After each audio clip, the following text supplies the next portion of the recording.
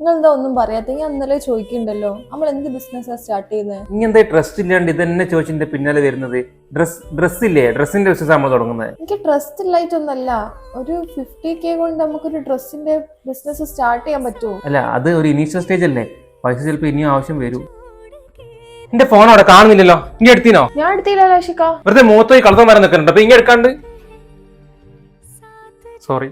നിങ്ങളിങ്ങനെ ഓളോട് ഒച്ചതിലൊന്നും സംസാരിക്കല്ലേ.